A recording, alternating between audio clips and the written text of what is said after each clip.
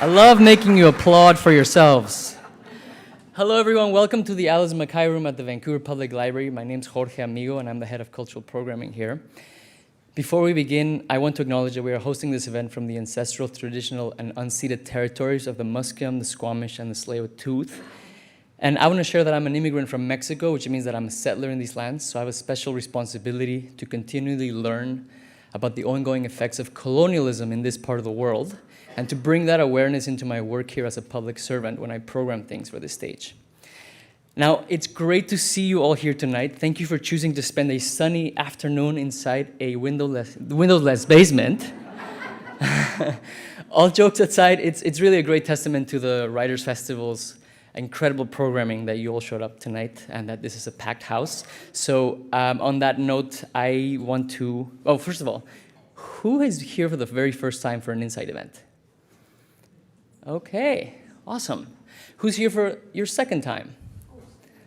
Third Incite? Fourth Incite? Fifth Incite? Wow, sixth? Seventh? Who's been to all of them? Wow, okay, let's give her a round of applause. So tonight is the last Incite of this year, of this season. So I really want to congratulate the Writers' Festival for putting together such an exciting lineup this year and to bring so many incredible speakers to our stage here at the library. And more importantly, I want to thank them for this partnership. We really appreciate it. So thank you to all the Writers' Festival team. Now, before I pass it on to Leslie, I have a couple of housekeeping notes, actually 3 housekeeping notes. The first one is the washrooms are located right outside of this room to the right, so you probably saw them as you came in. If you don't know how to find them, you can ask any of us. If you go to the bathroom, please use the door in the back over there because it's less disruptive to the stage. So please focus on that room for exiting in general. We're not at the ballet, we're not at the symphony, this is not the QE theater, so you can go in and out as many times as you want. Just please use that door. The second housekeeping note is your cell phones. They are very noisy when they're turned on and have all the sounds on. So make sure that your cell phones are on silent. We don't actually require you to turn them off. In fact, I encourage you to keep them on and to take pictures and post on all your social media and tell the world that you are a very cool library event right now.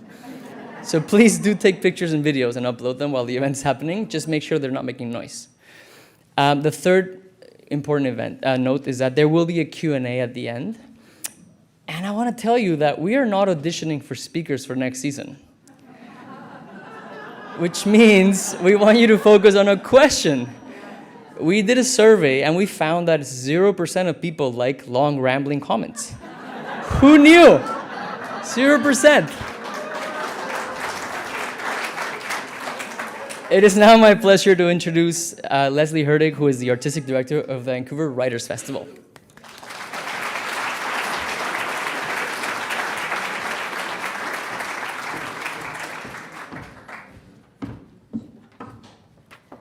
Hello.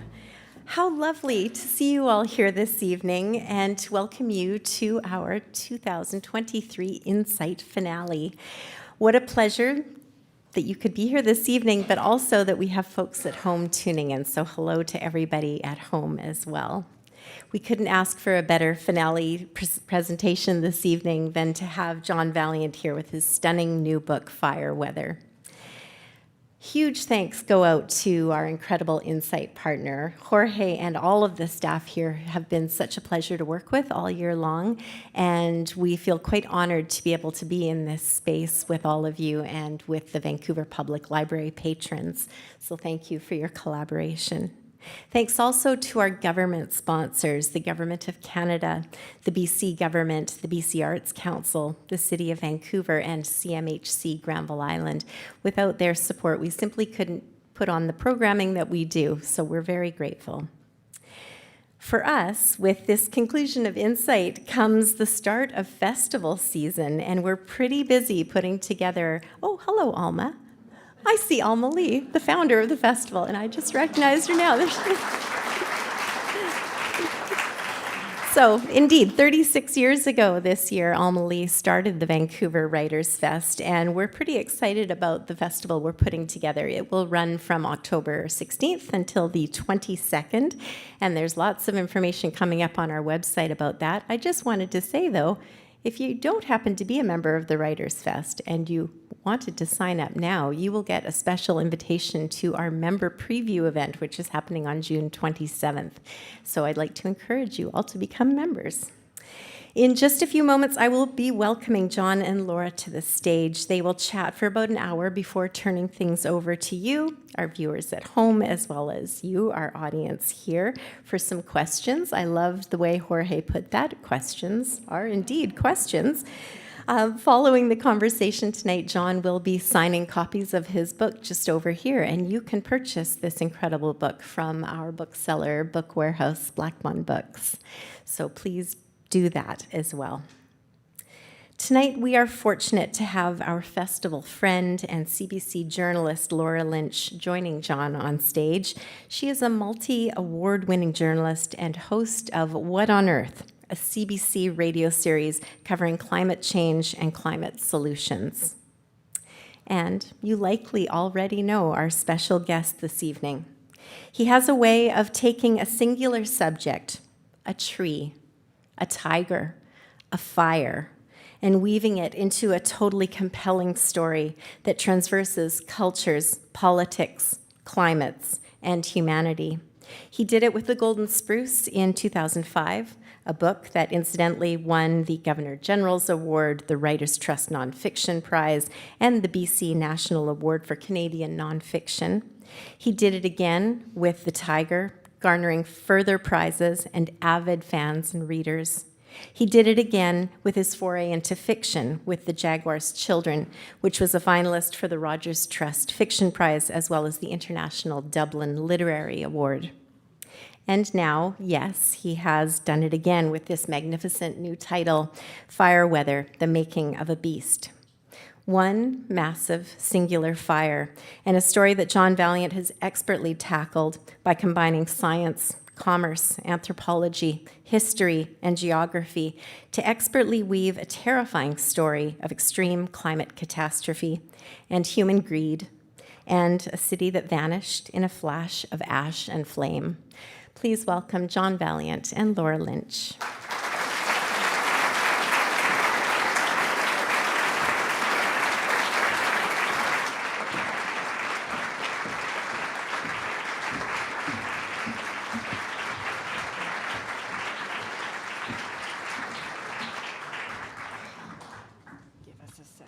Settled in here with my clock so I can see how long I'm making you talk for. Okay. I get to share the stage with Laura Lynch, and I'm really excited about it. So, when I used to cover politics, they never talked like that to me. You should have more writers on your show.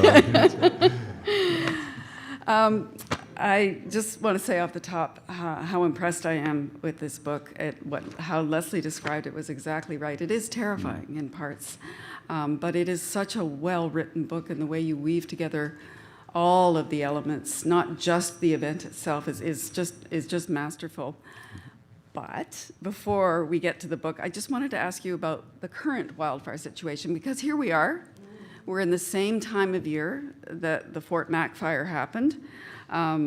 You were writing with me earlier today. You said Alberta's smoke is in Denver right now. Nova Scotia's smoke is in Boston. Nova Scotia's wildfire is the largest in the province's history. And that's a region that you know well. So I'm wondering what your reaction is to what you're seeing unfold. As a New Englander, born and raised, really familiar with that climate, how damp and cloudy it is, how moist it is, really, really shocked. And I've been immersed in wildfire behavior globally for the past 7 years.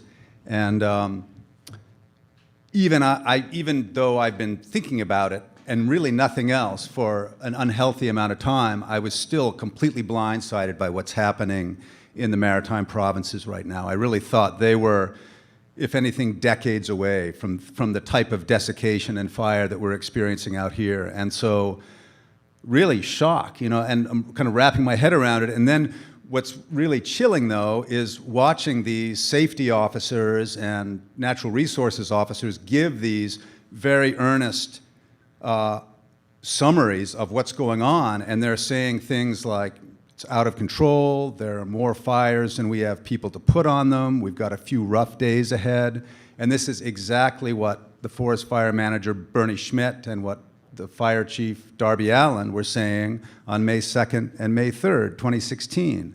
And they're obligated to be measured and controlled, but they also, those men, and I'm not sure this fellow too, don't quite understand the potential that is brewing around them. And it's really spooky to hear people say the same thing in this, and they don't know.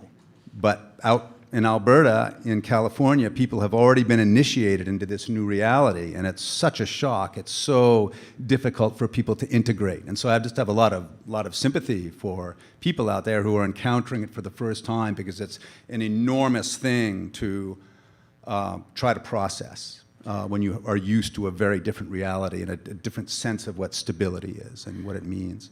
And their reaction to it is, to some extent, the way people in Fort McMurray reacted to what happened there. And I do want to get into that. But before that, I just want to do a little bit of a glossary here. I wonder if you could tell me, there's a couple of phrases you use. What is 21st century fire? Yeah, I coined a few terms that I use throughout the book. And 21st century fire it's really when the noise, the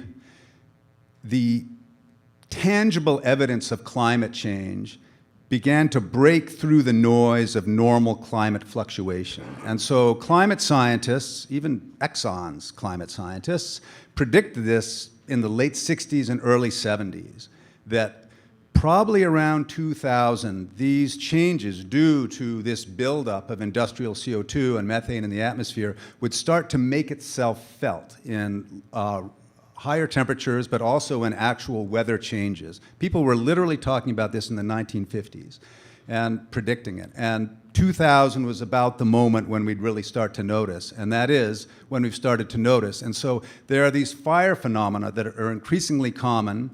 Pyrocumulonimbus clouds, which we'll probably talk about later. Those were a real rarity. Usually only saw them over volcanoes. They're referred to in the Bible and Greek myths and all kinds of things. And they didn't really show up in atmospheric science until the 90s.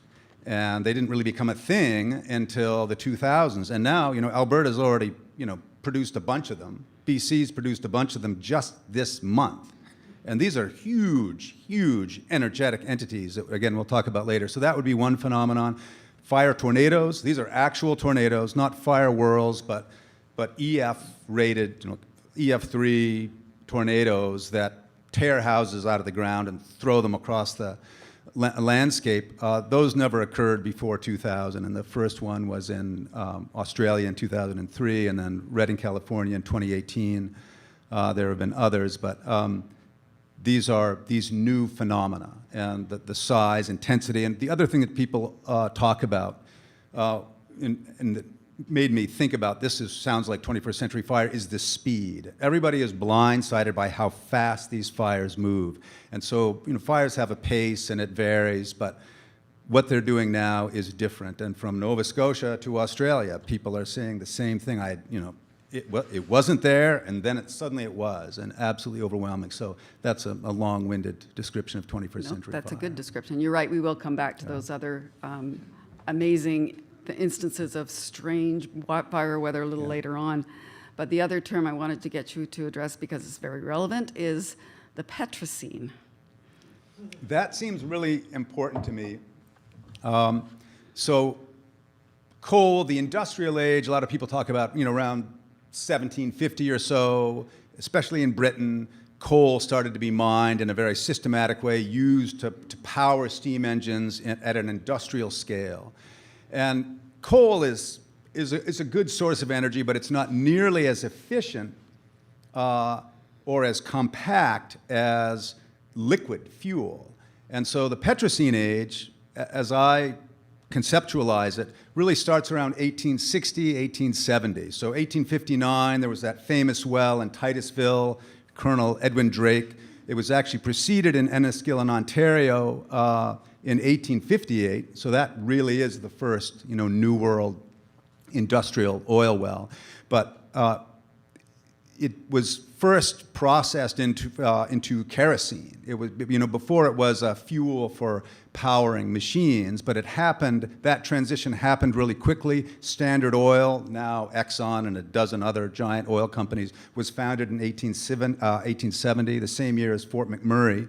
And the very first internal combustion engine was first field tested in around 1860, and the first automobile-like vehicle was tested in 1863. So that decade, 1860, 1870, for me is the beginning of the petrocene age that I would argue is really peaking right now. We're going to see it. It's really been a very short experiment, but obviously it's been world-changing, Yeah, not to mention civilization-changing. And it is our world, and it's certainly Fort McMurray's world. The story that you tell is obviously one of a massive fire, but the brilliance of it is that you root it in the human stories of the people who went through it. I wonder if you can background it. I'm sure people already know some of this, but tell us how Fort McMurray is linked to the fossil fuel industry. So it's helpful. I grew up in the States, and so one way for me to realize how amazing Canada is when I try to describe it to Americans who know nothing about Canada. And you guys are really missing something up here. There's some really incredible things happening, and one of the incredible things that's happening is the oil sands, also known as the tar sands. It is the largest, most expensive, most energy-intensive hydrocarbon recovery project anywhere on Earth, and you can see it from 6,000 miles up in space. It is huge. It is kind of the size of San Francisco Bay or Cape Cod, kind of 1,000 square miles of disrupted landscape. So Canada in, I think it was 2002 or 2004, became the United States' largest foreign supplier. It beat out Saudi Arabia, much to Stephen Harper's joy, and since then it's only grown. And so about 4 million barrels, 3.5 million barrels of kind of petroleum feedstock comes out of Canada into the United States every day, and most of that, 90% of that, comes out of Fort McMurray. And it is a powerhouse, and there's more heavy equipment up there of a big, fill this room kind of dump trucks than you can really imagine. And it's really impossible to understand or grok, if you will, what's going on up there from ground level. You really have to be, almost in a satellite or a plane to take it all in. Okay, so we have a city that is built on this, people who are living very comfortable lives and feel like part of a community. They're making a lot of money. And then this forest fire starts, and there comes a day when things kind of start to go wrong with this fire. And I know you've got a reading you want to give us. Maybe you could set that up and then Sure. give a reading. Yeah, the May 2016 started out hot and dry. May is a hot, dry month in Alberta anyway. So fires are common. The boreal forest system is a fire-dependent system. There are species of tree in there that can't regenerate unless they are actually burned. The cones will not open unless they reach fire temperature. So fire's a normal thing. But fire seasons have been starting steadily earlier, since about 2000. That's kind of another definition for me of 21st century fire. And May 1st, there were 5 different fires burning around Fort McMurray. And there are 60, 70,000 permanent residents, another 30 or 40,000 members of a shadow population, it's called. These are temporary workers. And the fires were seen. This is not an unusual thing to see these plumes bursting up around, and people thought, well, best firefighters, forest firefighters in North America are in Alberta. They've got it. They'll be handling this. And so there was this one particularly persistent one that no one could get a grip on it. It popped up late in the afternoon on May 1st. Forestry was on it within a half an hour. They had buckets over it. They had hot shots on it. And this thing was just boiling and black. It was not a little wispy thing. It started out like it was just ready to go. And they could not subdue it. And, sun sets late up there. It was unseasonably hot. And when I say unseasonably hot, I'm saying 15 Celsius above the normal high. Really, really hot. It was in the 30s, in the low 30s, when normally it would be maybe 8 Celsius. There had been frost a few days earlier. The lakes were still frozen. There were car-sized blocks of ice on the banks of the Athabasca River. And then it just heated up and dried out, and this fire just kept coming. And they kind of thought they had it, and they were looking at there are all these different codes, and this is, fire weather is a technical term. The fire weather index is an aggregate of these different codes measuring temperature, relative humidity, the duff moisture, the deeper soil moisture. All of these scales were off the chart. All of them were beyond extreme, 100th percentile ratings. And so you could say that should have told people, this is a disastrous firestorm scenario. And it happened in Australia, happened in Southern California. And they did the right things, but not in a way that this fire really took any notice of. And it just exploded on May 3rd. And even as late as 11 a.m. on May 3rd, they're saying, go to work, take your kids to school, but, just, get your kits ready, have a plan. It wasn't super clear what that plan was supposed to be, and it was really unclear what that plan was supposed to be if it was multiplied by 90,000. So that's the situation. It wasn't a denial. It wasn't people being cynical. It wasn't people being careless, I don't think. I really think, like the people now in Nova Scotia, they simply could not imagine what was about to happen. And so I have the book right here, and This is very spontaneous. it's so much easier to deal with when it's 3 pages long. And there are some red boxes over there. Those are really keepsakes. You can keep cigars in them or whatever you want. But this is, 7 years of very, very carefully chosen letters, really. So this is about Chandra Linder, who I'm going to meet tomorrow in Calgary. In Fort McMurray, May 3rd began differently for everyone, but it ended the same. For Chandra Linder, it began with a rite of spring. Linder was a labor relations advisor who worked for Syncrude. Linder's husband, Corey, an engineer, was employed there too, and so were many of their friends. Blonde, with a pixie cut, Linder is fit and warm and does not suffer fools. It makes sense once you get to know her, but to an outsider, it might be surprising to see someone so polished and female in such a remote, industry-oriented, testosterone-heavy place. For work, Linder dresses accordingly. Minimal makeup, high collars, dark pants, no heels. Clothes suitable for climbing in and out of trucks and SUVs, for working in a world of working men. Linder had already seen the smoke plume southwest of town because everyone had seen it. A wind-swept cauliflower of billowing grays and browns that appeared to have sprouted full-blown from the forest on Sunday afternoon. It had been growing since then, but it was still miles away, and it wasn't the only one. Over the weekend, the Linders had hosted friends evacuated due to another fire. It was almost a lark. They took photos of the big plume developing across the river the same way one would a sunset or a rainbow. Their friends went home the next day because forestry was on it. There were boots on the ground, water bombers in the air. As far as the Linders were concerned, whatever was out there was being handled because that is what people do in Fort McMurray. They handle things. Certainly, the beginning of May was a little early for fires. There were still car-sized blocks of winter ice on the riverbanks. Some local lakes had yet to thaw, but otherwise, this was nothing new. Fires cloud the horizon every spring and summer up here. As Chandra and Corey said practically in chorus, it happens every year.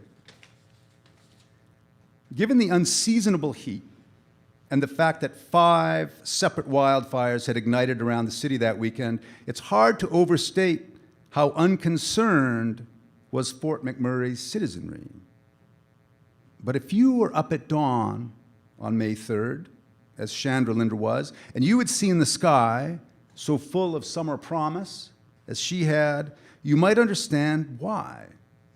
The brilliance of that morning was so exceptional that after her morning shower, Linder did something she hadn't done in a long time. She pulled out her favorite navy blue suit with the skirt and picked some medium heels to go with it and left her socks in the drawer. And thus attired, she headed off to work in Syncrude's head office. In her garage, there were a few vehicles to choose from, and in keeping with her outfit and her mood, Linder picked the car she calls the little one, a black Porsche that hadn't seen daylight in 6 months. Winters are long and dark in Fort McMurray, but this one was over. Spring was here, and Linder felt as beautiful and as hopeful as the day. We jump ahead just a couple of hours. Still feeling the symptoms of spring fever, Chandra knocked off work at lunch and organized herself for a 2 o'clock meeting at Syncrude's downtown office in the Borealis building. With no traffic, it's a 30-minute drive. Still 20 kilometers north of downtown, she was rounding a long, gradual bend in the river when her windshield filled with something she did not recognize. When I got that first view of it, said Linder, I went, hang on a second. It was clear overhead, but to the south, it was black. Black smoke with streaks of red in it. It took up the whole sky. I'm trying to make sense of this thing. I'm thinking maybe it just looks closer than it is. I'm thinking maybe the red is the sun shining through the smoke. But it's not the sun. It's in the wrong place. And then I realize it's flame. Linder had seen a lot of fire plumes, but this didn't look like any of them. So I pull over to the side of the highway, and I call my guy, Byron, and I say, are we having this meeting? And he's like, no, we're not having this meeting. Don't come in. And I'm like, I'm looking at a wall of flames here. It was a short call in part because no one was quite sure what to say next. What do you say on a beautiful spring day when the city where you live and conduct business appears to be on fire? After hanging up, Linder continued on to her exit, where she turned west, back up the hill and out of the river valley. Okay, she said, not right, but here's what I do. I'm going to go home anyway. I drive past the dry cleaners. Well, I'm going to drop off my stuff at Sam's place, because in my mind, the fire's still on the other side of the river, downtown. So I'm dropping my stuff off, and this guy comes in from the golf course in full golf apparel, and he's like, holy shit, we just got evacuated from the golf course. And I'm like, what are you doing here? And he says, well, I'm here to pick up my dry cleaning. And I said, what golf course were you on? Because we have 2 in town. He says, Thickwood, meaning the fire has just jumped the river. The Athabasca River by the Thickwood Golf Course is 1/2 kilometer wide. So, continued Linder, Sam the dry cleaner, who's our buddy, is on the phone to his wife, honey, it just jumped the river. Get out, get out, get out. In all this craziness, Sam still takes my dry cleaning, logs it, and he's like, Tuesday good? And I'm like, yeah, next Tuesday's great. At 2 o'clock in the afternoon on May 3rd, Linder tucked her laundry ticket safely in her wallet and aimed the Porsche for home.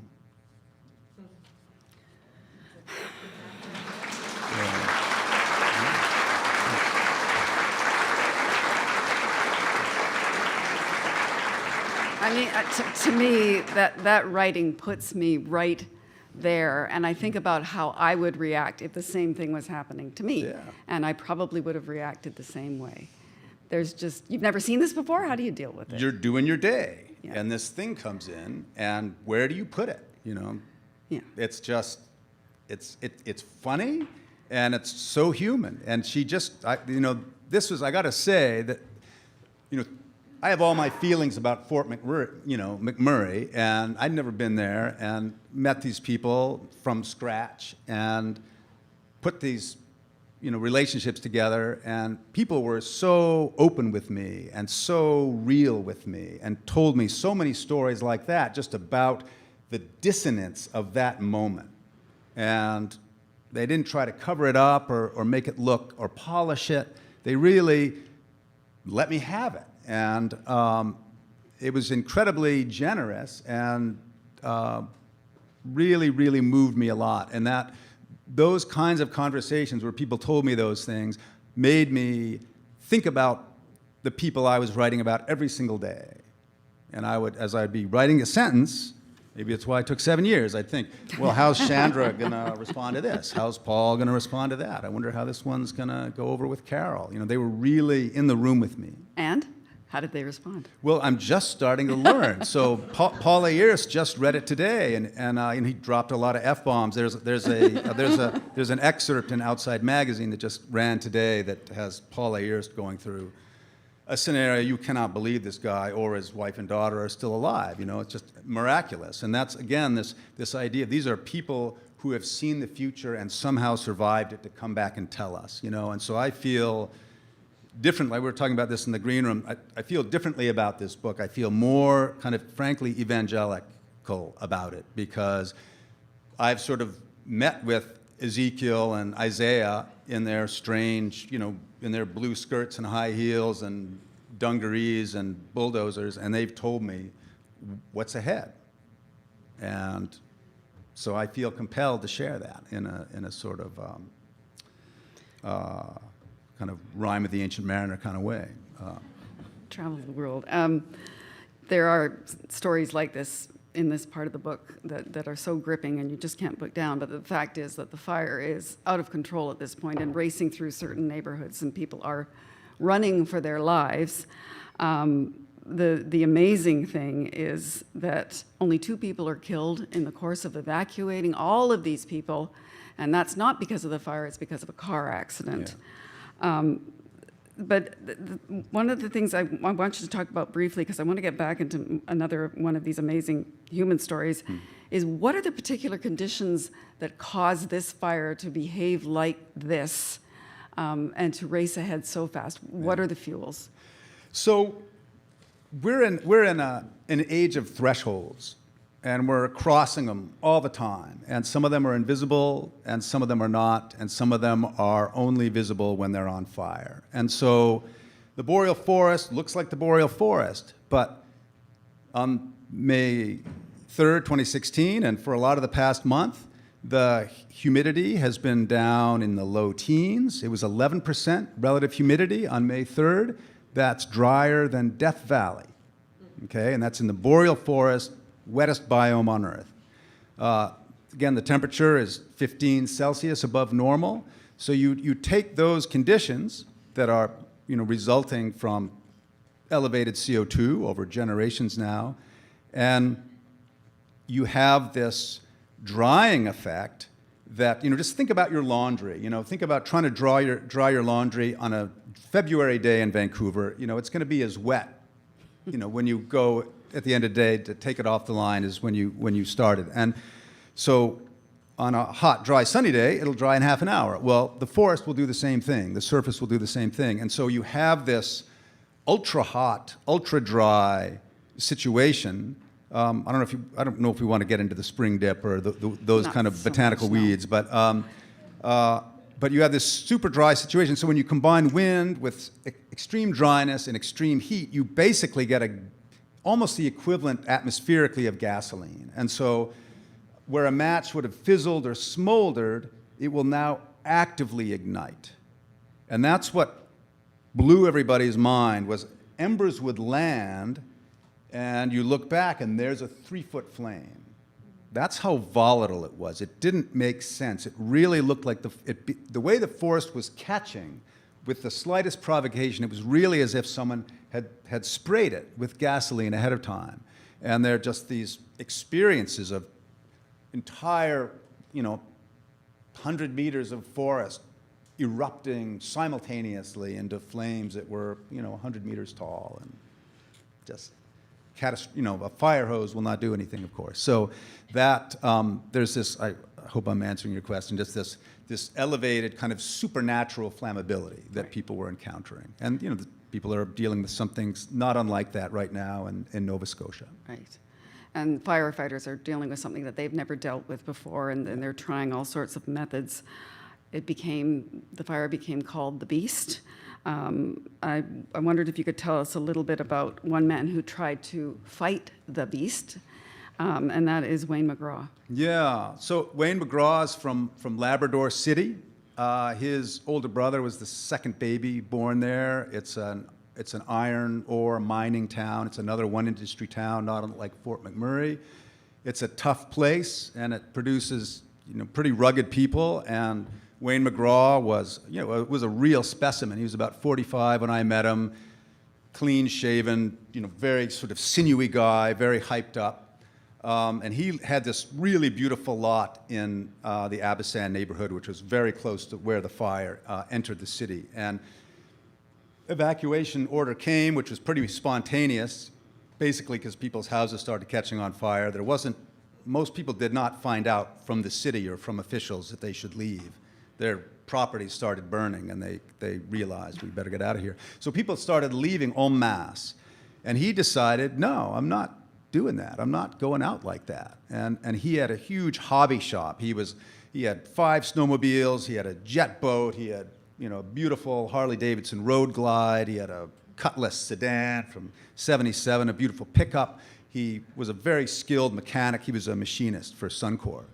He decided, I'm going to stay and fight this fire. And so he got his fire extinguishers. He's got his garden hose. And he does battle with this fire. And he made phone videos that you could watch on YouTube, and he described this scenario to me. And again, just the speed of the fire, just suddenly his house being surrounded by flames. And he had been hosing everything down, and he actually protected his space to the point that everything around him was on fire, and he was in this little island, with a white picket fence and green grass, and his house was still standing, even though his vinyl siding was melting off and the windows were shattering in the heat. And he's there with his hose, and he's got a Nomex fireproof jumpsuit on, and he's going at it. And this will give you a clue why nobody died in that fire. So this corner of the neighborhood is already totally in flames, except for Wayne McGraw's neighborhood. Firefighters came through those flames looking for people who might have been left behind. And heroic, in this sort of quiet way. They didn't save any houses. It was unsalvageable. But they were looking for people, and they saw Wayne McGraw, and the first thing he dropped the F-bomb on them and said, I'm saving my effing house, and they had words, and eventually, his house was overcome, and he had to give up, but. But the part where he thinks he's won. Oh yeah, right. You got to tell that. Yeah, I got caught. I said, we should have talked about this back in the green room. So here's this thing. So the fire is racing down the other side of the street. It's come around his house. He's sprayed everything down. He's fought it off. The embers are sizzling because he's been successfully wetting everything down. All the other houses are burning, and the fire has such terrific momentum northbound that it races off up the street. And there's this moment. He says, I got this. I did it. And he drew this map for me of because when I went, there's nothing there. There is literally nothing left. It was completely flat. And so he's showing me this on the map. And then he shows about a block down, and then he's pointing at the map, and then the fire turned. And he said the fire turned and it came back up the street. And this is against the prevailing wind, like all the energy of the fire is going that way. And the fire is almost like, wait a second. And so you know that scene in Jurassic Park where the velociraptor runs up to the kitchen door and is banging on the kitchen door, and the guy's inside, and then the velociraptor can't get in, and then you see this moment, this little light go on in its eye, and the guy says, clever girl, or something like that, and the velociraptor runs around to the back door and comes in and gets him. And that's all I could think of, the way Wayne described this fire to me. Sorry to be slow on the uptake. It's okay. It's an absolutely chilling scene, and then it starts coming back up. The wind is going that way, the fire is coming this way, and it's almost like it knows that there's 5 acetylene tanks, there's oxygen tanks in there, there's a whole bunch of propane because he's such a can-do-it welder dude, and so the bomb that goes off when the fire finally gets into his hobby shop is colossal, but by then he admitted defeat and drives off through smoke and tears, talking to his brother, and just he lost. And his saga goes on and on. We could talk, I could talk all night about him. I only interviewed him once, but You it was can read the book. It's in incredibly and it doesn't end there, put it that way. It doesn't end there. We hear more from Wayne, and just an extraordinary person, but to me gives an example of a lot of the kinds of people you find up there, who really don't quit. Yeah. I want to just collapse a few of the other things that the fire was doing. The beast. It was eating houses, and it took 5 minutes to burn a house to cinders. It was going so quickly, something you were skeptical about at first, but you checked. You found out that the furniture in these houses is helping the fire to consume more and more, because it's not like legacy furniture, which is made out of less flammable materials. And so I think you've been asked this before, but we're calling it the beast. Is fire alive? Almost. I spent a lot of time thinking about that, and it's so integrated into who we are and how we are. And think about what a dog provides for us. It's this other species, and yet we have this comfort with it, this ease with it. And it does these things that we can't do. It keeps us warm, for one thing. It can see and hear and sense things that we can't. It helps us hunt. It helps us feed ourselves. It helps guard our space. It provides companionship and comfort. And I started thinking about fire. Fire actually does a lot of those same things. It illuminates dark and scary places. It provides comfort and heat. It helps us hunt. It helps us process our food and actually metabolize it by cooking it. And it has been our companion for so long that there is this it's technically a chemical reaction, but it's there flickering and quivering, and it's animated. And anima is Greek for the breath of life.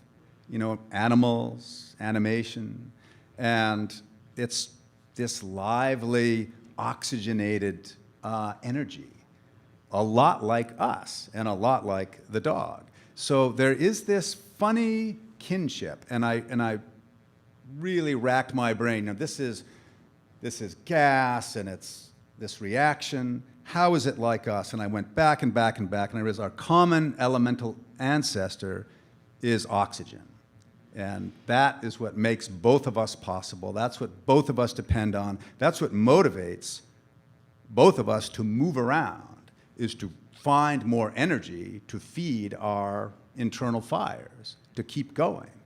And there's this sense of mobility, and that mobility, anything that is oxygen dependent has to move around. It doesn't matter if you're a louse or an octopus or a bald eagle or an oil executive, or a library patron or a matron. It's we're oxygen driven. We're kind of almost enslaved by this gas, just as fire is. And so I think there is, at some level, a kind of identification there. And it's not sentient the way we are, but it can reproduce, and it can lie dormant, and it can adapt, and it can do so many of the things that other living creatures do, that it is certainly lively, if not technically alive. And I think, it might even be worth redefining what alive is and using oxygen as the basis for it. I mean, there are anaerobes also that don't need oxygen, that live, but for most of our purposes, the world that we're engaged with, it's an oxygen-driven world. There's so many more things I want to ask you about Fort McMurray, but I want to get to some other questions too, and I just want to remind everybody that I'll soon be turning to you for your questions as well, so if you think about those, we can get to those. But I did say we were going to talk about these things later, so because we're talking about fire as perhaps living, as it's living and developing in this warming world, there are new phenomena happening. Tell us about fire tornadoes. Yeah, those are sort of beyond imagining. So there were some really brilliant climate scientists who have anticipated a lot of what is happening now. But fire tornadoes are an energy release that I don't think anybody really, again, it's what climate change, like a signature of climate change, are surprises you didn't anticipate. And that's what's going to be happening for the rest of our lives. We are going to be seeing things and experiencing things that we didn't anticipate.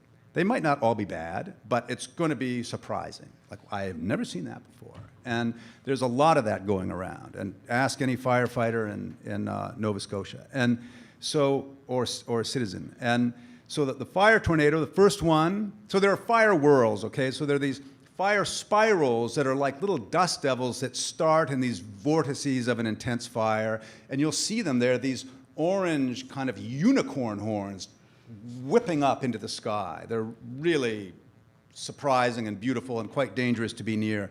A fire tornado is a different animal. It's on the enhanced Fujita scale, like the kinds of tornadoes that go through Oklahoma, that go through Missouri, that go through Ontario, and tear houses off their foundations. No one had ever seen one of those until 2003 outside Canberra in South Australia. And that was the first one ever witnessed. And I found the videotape that this fellow, Tom Bates, made. I watched it. And oh my God! It's pretty intense, that it's and he's this kind of sober Australian fellow describing. Oh my goodness, holy mackerel! And we're seeing the video. This is pre-smartphone. We're seeing the video, and there's this low mountain in this suburb that's completely in flames, and you see this funnel cloud rising out of it. And between the fire and the funnel cloud, it almost looks like a mushroom cloud. It looks like a nuclear blast. And so then there's this moment when suddenly the whole screen, the whole film just blanks out because there's too much light. And what had happened is the whole foothill, this Mount Arawang it's called, burst into flames simultaneously. And basically what's happening with these new fires is it's projecting so much intense heat that, and it's heat that releases flammable gases. That's why fire is hot. It doesn't want to burn the chair. It wants to heat the chair up enough so that it off-gases something the fire can interact with and combust with. So the whole forest began off-gassing and then exploded into flames simultaneously. And fire scientists afterward determined that this 300-acre, so 150-hectare swath of forest burst into flame simultaneously in under a tenth of a second. So this is new energy. It's new energy that we're really not used to. So then this tornado, after it does that, comes barreling right toward this guy, and we can hear, his microphone, being overwhelmed by the sound, and pieces of tin roofing are landing all around him. Oh my God, it feels like I'm being sandblasted, and then the tape cuts out. He survived, but that was new under the sun. You don't read about stuff like that in the Bible exactly, or in Greek myths. It's a different kind of energy. And people, of course, wondered when that's going to happen again, and it did happen again, first time in the Northern Hemisphere in 2018 in Redding, California, this beautiful, idyllic Northern California town of roughly the same population as Fort McMurray.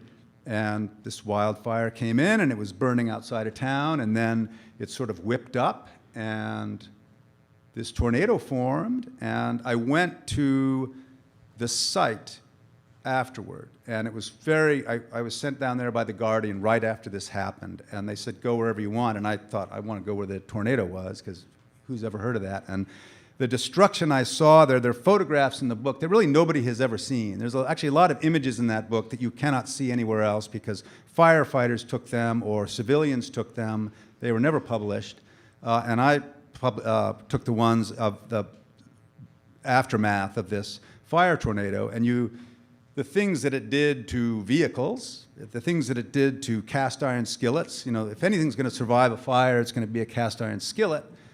Cast iron skillet, handle torn off, hole punched through the bottom, and it is hundreds of meters from the nearest kitchen. And the whole container vans, 5-ton container vans, basically torn up like Kleenex boxes and just scattered. There was a 100-foot, 200-foot high-tension wire pylons, big steel apparatus torn out of the ground and just thrown into the forest. There's a really different kind of energy. And firefighters, of course, there had never seen anything like it. The soil was gone, the bark was gone, there was no glass, there was, just things wrapped around trees, pushed through trees. It just shocking energy that was truly scarring to see. And it really felt must have been what, being in parts of Nagasaki or Hiroshima must have felt like. And it was really, this is nature, but it isn't nature. It's this chimera that has been conjured by a combination of our extraordinarily successful fossil fuel burning campaign that we've been engaged in for the past 150 years, and it's accumulated. And so to my last question before we go to the audience, one of the later chapters is called Reckoning. Yeah. What's the reckoning? Well, another reason how I justify how long this book took, I think the last 5 or 6 years, was a really signal turning point in our reckoning with climate change. And so when you see, I was looking at banking, I was looking at insurance, I was looking at oil company behavior, I was looking at climate lawsuits, which are a relatively new phenomenon. And there you can feel, when we were talking earlier about temperature and other phenomena breaking through the noise of normal climatic fluctuation around 2000. Well, it's now breaking through the noise of business as usual. And so now you see banks, now you see insurance companies.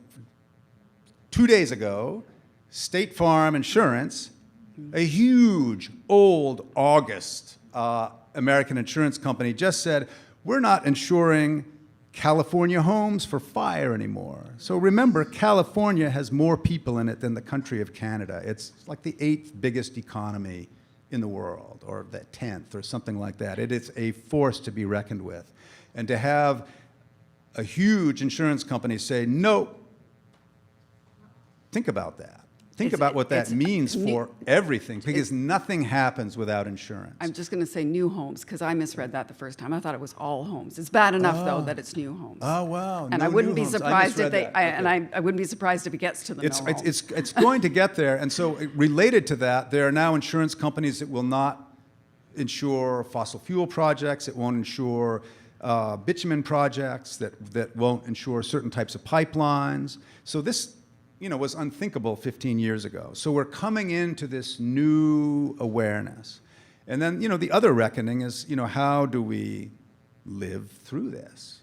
And that, I don't know if we want to get into reverescence and things like that. I think you should, Okay, because it's a little bit of hope. Yeah, there's a lot of hope, I think.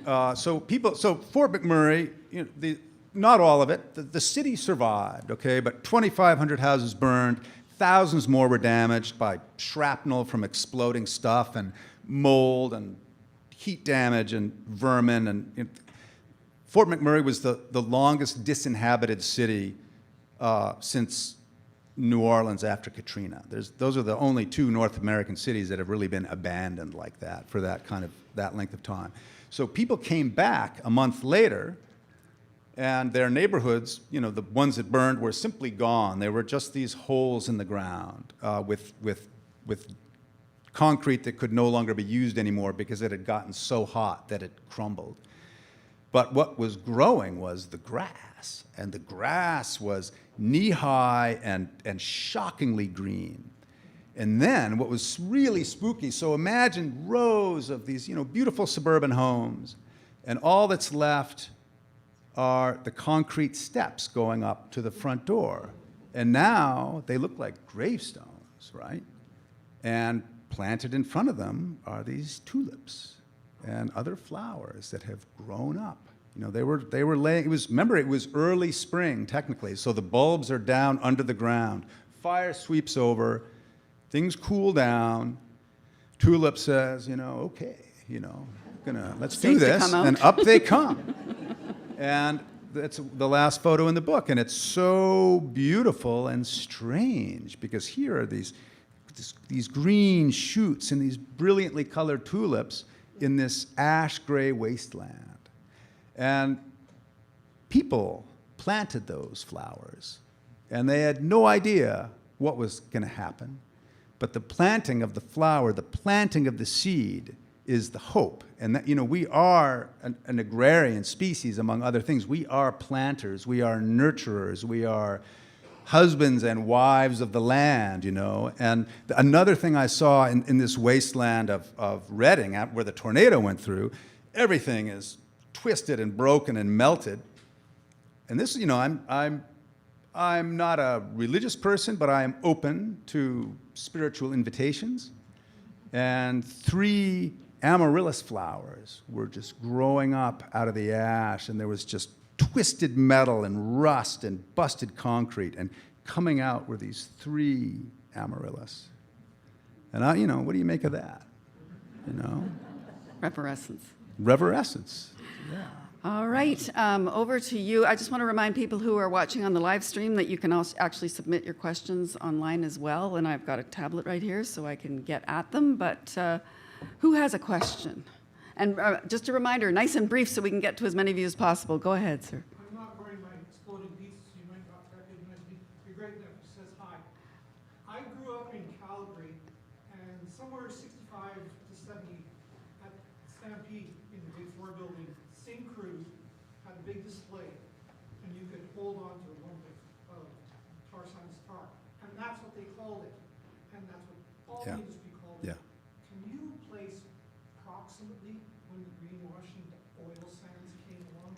Okay, Yeah. I guess got to repeat the questions. Oh, for yeah, the for tape. sure. Can you place when the greenwashing? From tar sands to calling it oil Okay. sands to make it sound a little bit more Okay. palatable. Can you place when they started calling the tar sands the oil sands as a way to make it sound more palatable to the world? Yeah. Everybody called it the tar sands forever. And Suncor is built on Tar Island, and it is tar, it is asphalt, it's bitumen. And that started in the 90s. And this was as environmental groups started to seize on the word tar and couch it in these, sort of dirty, polluting terms, which are, not exaggerations. And so this was basically a marketing strategy. And as I go in the book, there have been many attempts to brand and rebrand this really intransigent substance, which is tar clotted sand. And they've called it magic sand, they've called it nature's gift to industry, they've called it a whole bunch of things, over the past century. And so now oil sand, and calling it oil, it ain't oil. And I go to great pains to explain what it actually is. It's interesting stuff. It's actually full of living things, who ate all the oil and left the asphaltenes. But it's, 90s. Yeah, the history of it's very interesting. There was someone over here, I think. Go ahead. Hello, thank you. I really enjoyed the Golden Spruce. Thanks. Do you have any kind of estimate based on your research? I know you're not necessarily an engineer, but how wide would the fire breaks around cities have to be, and how many more boots on the ground, and how many more water bombers would you need? Is it something like a factor of 100, something that couldn't be afforded? There's, Hang on. yeah, oh, sorry, go ahead. Excuse me. I think the real question is how does firefighting have to change in the face of all of this? Yeah. So what I heard in Reading and what I heard in Fort McMurray is the firefighting operation spontaneously became a life-saving operation. And that is another sign of what 21st century fire is. These are not fires you can fight. And there was a woman I spoke to, and she was describing her experience of seeing what Chandra Linder saw, that wall of flame, and she said to herself, no man is going to put this out. And she was right. There was water evaporated 100 meters before it even touched the flame because the radiant heat coming off this thing was 500 Celsius. So everything was desiccated and then ignited in advance of the fire. So think about the Athabasca River. It's a third of a mile, half a kilometer wide. The fire jumped over it not once, but twice. Every time it basically heated up in the afternoon, it could drive embers across and light up some other part of the opposite riverbank. So there is no fire break wide enough. And I'm sure there's been a lot of Monday morning quarterbacking on that when they first found Fire 9 at 4 in the afternoon on May 1st. If we'd hit it with a bomber, if we'd hit it with 2 bombers, if we'd had used fire retardant instead of water, except it was windy, and so there were embers constantly jumping out of it. And so this is the thing, is you can fight the fire, but the embers are already long gone, and you think of, fighting medieval, you're on the field, you're battling the knights, and you're battling the infantry, but there are archers in the back, and they're just going twang, twang with their fire-tipped arrows, and they're sailing over the battlefield where you're really busy, and they're landing, in the castle, in the village. And the fire breaks aren't going to make a difference when you see it jump a river that wide. No, and yet they still did it. I mean, they were actually building fire breaks through the neighborhoods, and that's one of the most intense chapters is watching people realize we're actually going to have these houses were all built a year ago. They all cost about $600,000 a piece. Let's get in our D8s and D10s, and we're going to level these things right now. And that's that's they destroyed them. They destroyed them en masse. Yeah. Millions and millions of dollars worth of, and it's really. I interviewed those bulldozer and heavy equipment operators, and it's just surreal. It's a world that, again, these are the Ezekiels and Isaiahs, but they drive bulldozers and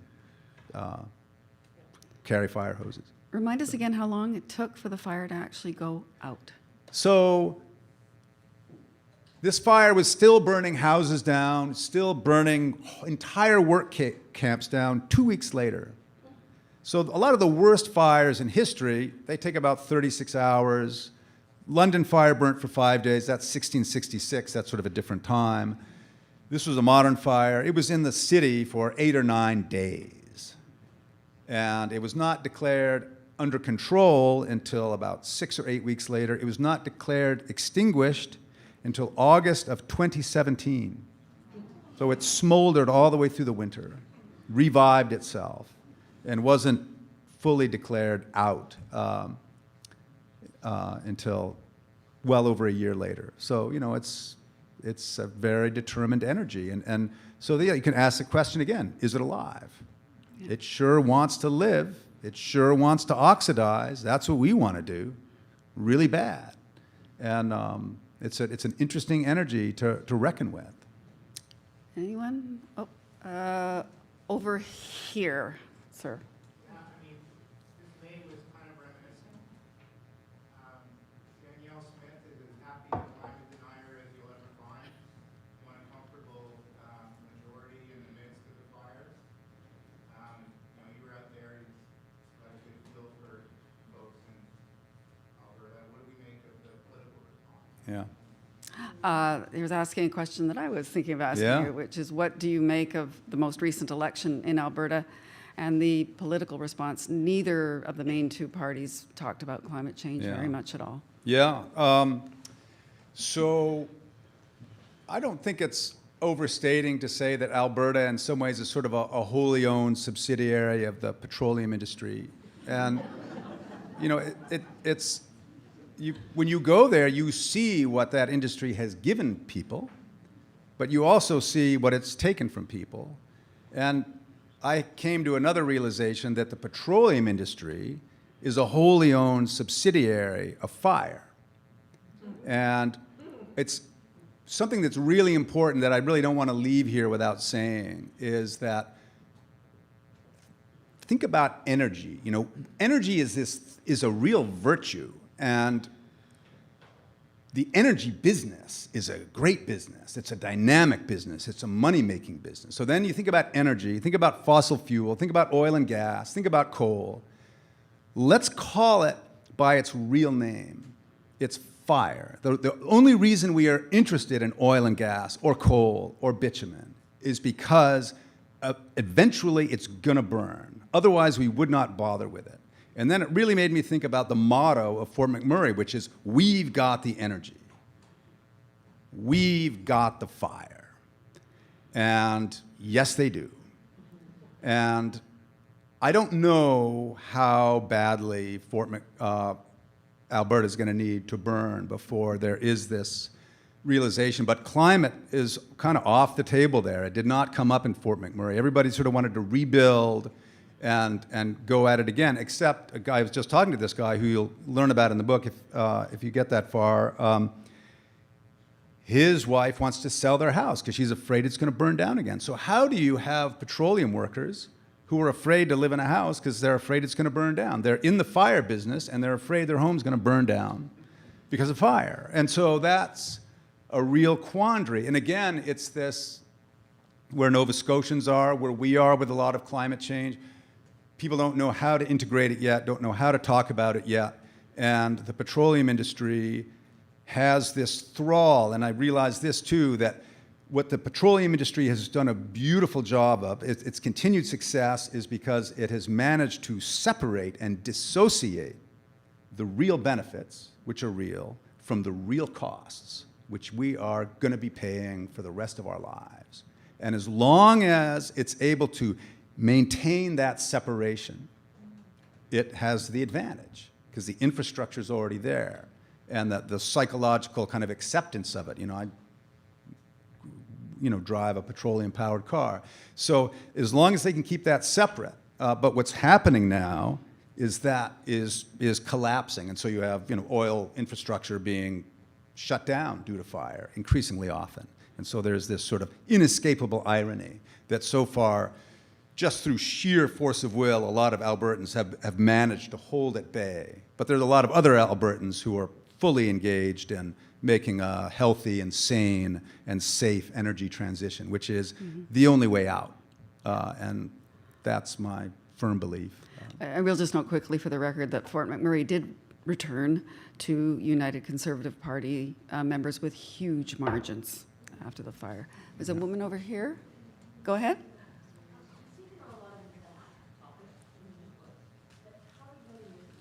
I'm having a little trouble hearing you.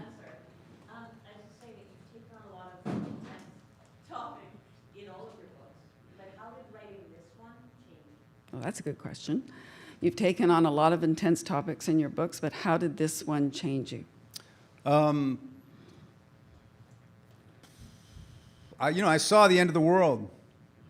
I saw a scenario for how the world ends. And what I also realized as I was writing this is everywhere the world is ending for someone, all the time. We live in a litany of endings. And, ask the Rohingya about their culture and about their world. And so, for example, so I have 2 kids, as you know, and I feel genuinely hopeful because I have accepted the fact that it's going to be a both and. We are going to see catastrophe, we are going to see endings, we're going to see extinctions, we're going to see colossal changes that we literally can't imagine. There are things happening in deep ocean currents around Antarctica now that very few people really understand the importance of, but we are going to find out how important they are in our lifetimes. We're going to be making a lot of discoveries. There's also what I saw, as the end of the world introduced itself to Fort McMurray. Did people turn into zombies? No, they became more human. Nobody was left behind. But how did Nobody was left behind. How did this change you? I'm not sure you answered the question. I think I was really moved by that. I think I never really understood the zombie apocalypse. I don't believe we're going to be zombies. I believe we're going to become more human, and but it's going to be at a great cost. But I think I'm more motivated to reacquaint myself with the land and listen to it. And that's how the book ends, as it kind of goes out in that vein. And I'm really excited by that prospect of sort of being forced to become better acquainted with the real energy, not the burning energy, which is almost this negating energy that we've really become seduced by and addicted to. 80% of our world is powered pretty much by fire energy.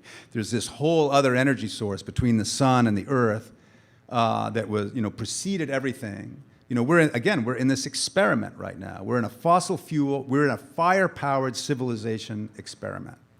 And it's a brief one. It's going to be brief. And we're transitioning out of it right now.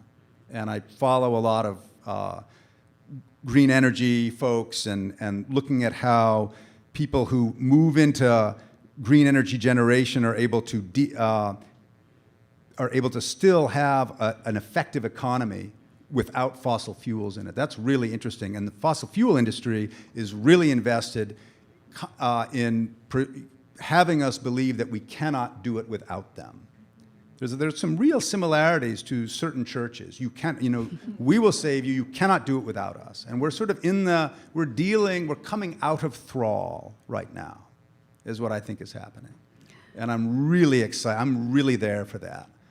I'm really ready to be part of that coming out of thrall. Okay, we have time for one or two more questions, depending on how quick the questions are and how quick the answers are. Yeah, sorry. No offense. Right here.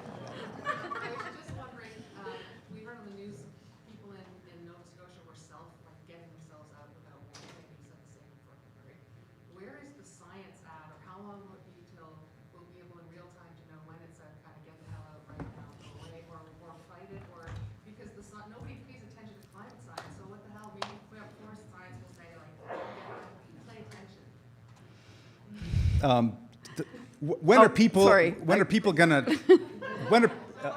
you want to repeat it? Yeah, sure. When are people, fire scientists, communities, going to realize that instead of people discovering the hard way, oh my gosh, my house is on fire, I better leave town, when are they going to be properly warned? So we have really good predictive mechanisms and science and weather people. Meteorologists are phenomenally good at their job. Climate scientists are phenomenally good at their job. It was predicted 6 months out that the forest around Fort McMurray was going to be a really hot and dangerous place in May. So figured that out. And then the weather reports all pointed to it. I unpacked it, in minute detail in the book. Anybody who knew it and believed it would have left 2 days earlier. And what you're seeing now is a lot more preemptive evacuation. So people have learned some really painful lessons. There's a lot of preemptive evacuation, which is really saving people a lot of psychological trauma. It's a hassle to leave 2 days early. Nothing's burning, but it's totally traumatizing for years to see your house burn and not be sure. As many Fort McMurray residents, they were not sure they were going to live through it. There was lots of really, and you'll see photographs in there. How did those people make it out? You can't imagine how they did it. So we have, and there's a whole chapter I devote to exactly that question, and it's the Lucretius problem. It's this kind of limitation in human perception that makes it really hard to act meaningfully in the face of things you haven't personally experienced. It's really hard for us to do that. We're capable of it. You know, I've never been in a fatal car accident, but I put my seatbelt on, you know, which is part of why I'm still here, you know. And so enough said, but that's, the evidence was there, and really, you know, exactly what you said about respecting and listening to scientists. You know, they've really been shunted to the wings over the past 40 years. Okay, I'm going to squeeze in one more, Yeah. right here. How do these really hot fires impact the forest? Like, what happens afterwards? Yeah. How do these really hot fires affect the forest? What happens after? In all different ways. A lot of times you have this reverescence. It recovers, but there are increasingly, with some of these really hot fires, it literally cauterizes the ground. So there were some really bad fires in BC a couple of years ago. In the Thompson Valley, the soil is so badly burned that it becomes hydrophobic. Rain falls on it, it rolls off. Nothing grows there. Then you get a torrential rain, it all just crumbles because there's no root system in there anymore, and it will wash down to bedrock.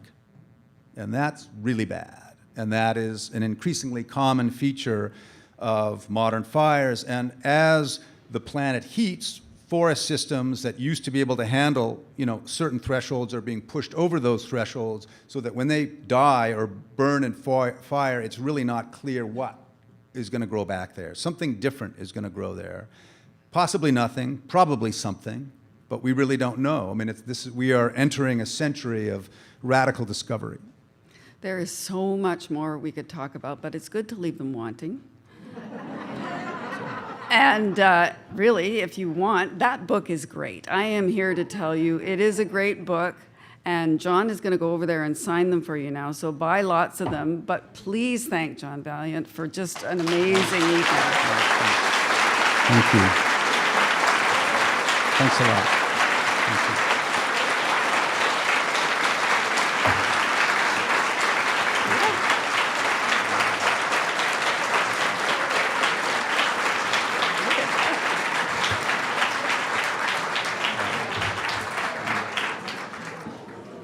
Really want to thank Laura Lynch, also, just a hero, a heroine, doing really important work in BC and on CBC.